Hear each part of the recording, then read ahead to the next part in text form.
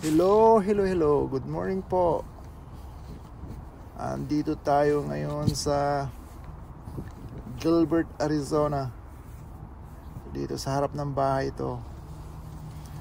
Yung lemon namin ay sobrang dami ng bunga kaya kailangan na nating mag-start mag-harvest. Gagawin natin dito is extract na natin yung juice niya, then i-freezer para ma-preserve. Okay, bye-bye.